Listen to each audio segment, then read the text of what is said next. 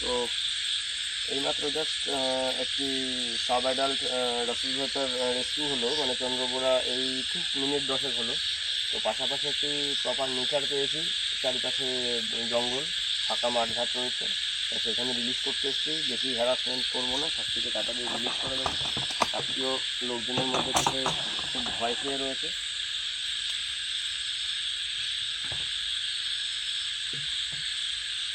সবই খোলস কেটেছে, সবটি মেল, হালকা ছোট্ট একটি সাবাইডাল রেঞ্জের মেল স্পিসিস।